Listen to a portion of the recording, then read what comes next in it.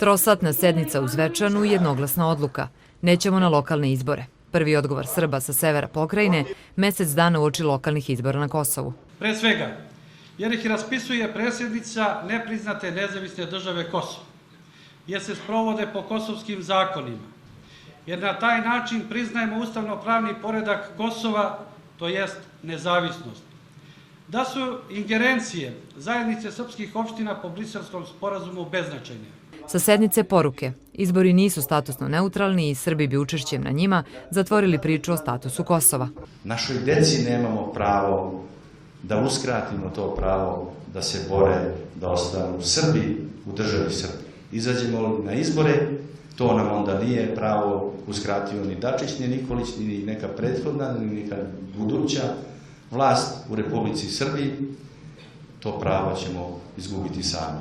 I dok u Zvečanu od Ustavnog suda Srbije traže odgovor na pitanje da li su građani Srbije s Kosova dužni da učestvuju na lokalnim izborima koje raspisuje nepriznata država, iz Beograda poruka da su ti izbori važni za njihov opstanak na Kosmetu.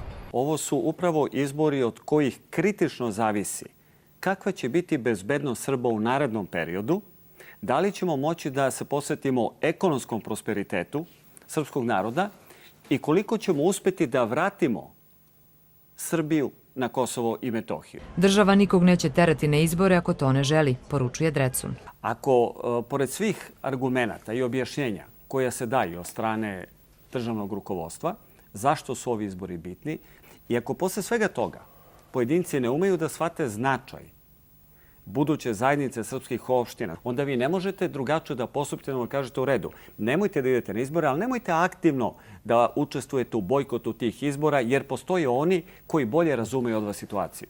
Beograd je još ranije poručio da neće dozvoliti da se krši neutralnost izbora na Kosovu i Metohiji i da Srbi treba da izađu sa jedinstvenom listom. Rok za predaju izbornih lista je 3. septembar, a glasaće se 3. novembra.